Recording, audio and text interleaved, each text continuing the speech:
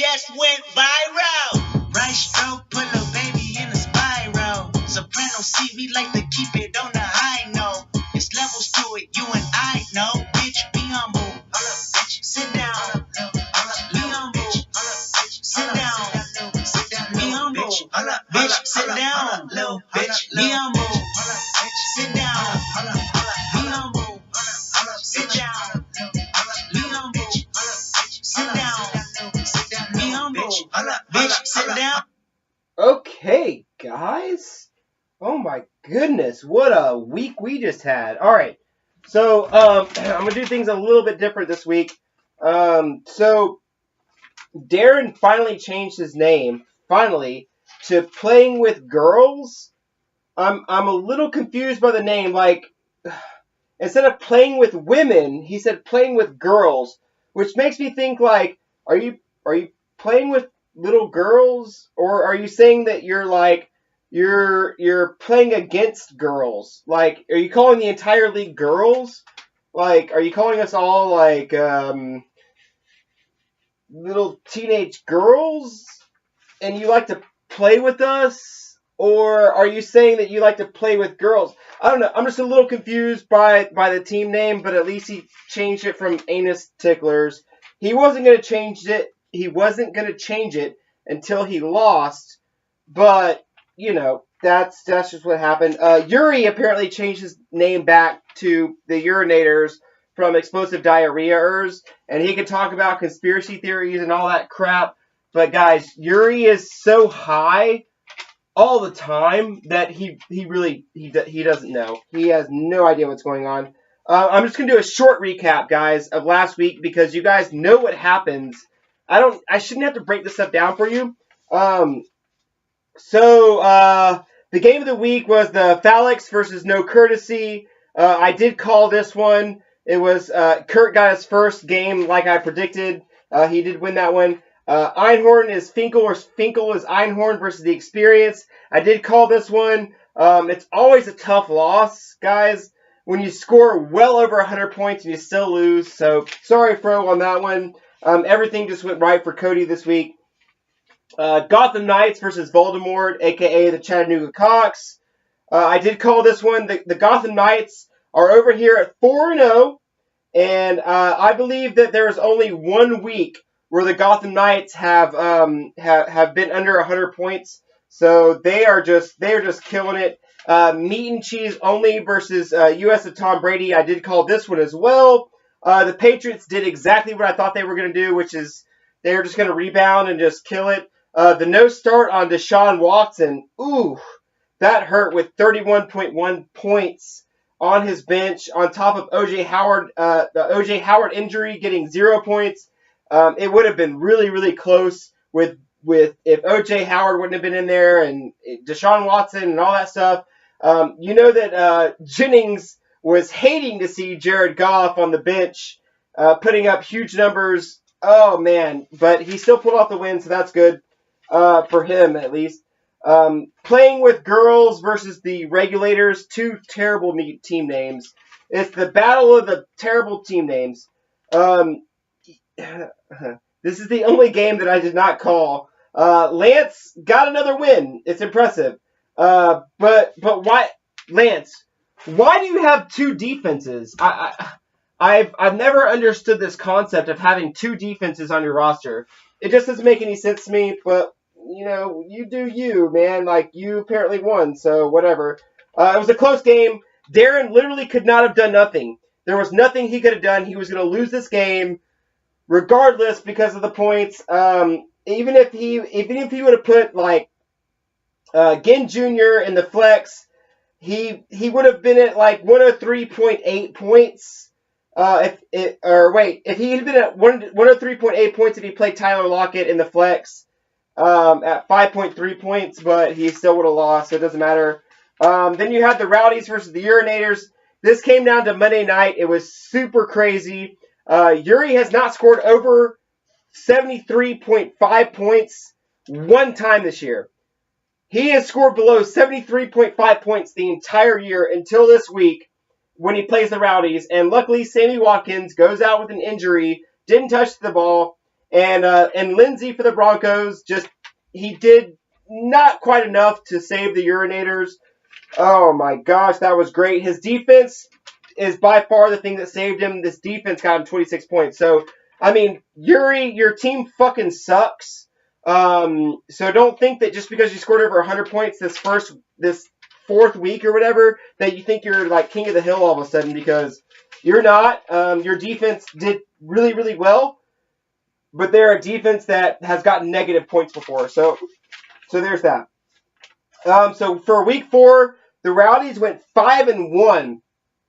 Or the Rowdies. Rowdy, me. I went 5-1. I did not call one game. My total record for the year is 17-7. So guys, I mean, when I pick games, for the most part, I'm hitting them. So there's that. So here's some fun stats. Instead of recapping all the games and all that shit, so here's some fun stats.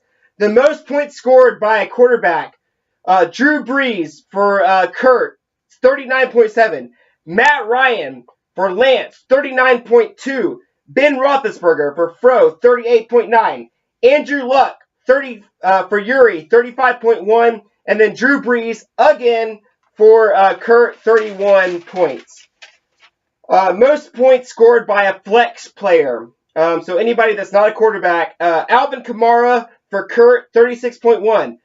Tyreek Hill for the Phalanx, 35.3. Alvin Kamara, again, 34.1 for Kurt. Zeke Elliott for Fro, 30 points. And then Todd Gurley for Darren, 29.3. Most points scored by a defense to date is the Packers with Yuri. Like I said before, he got lucky and just picked up freaking Panthers. Or he dropped the Panthers defense and then picked up the Packers defense. 26 points. And then you have the Bears defense for the Rowdies, 21 points. Rowdies for Gotham Knights, 20 points. Vikings for Regulators, 20 points. Then the Bears again for the Rowdies, 17 points. Most points scored in a week.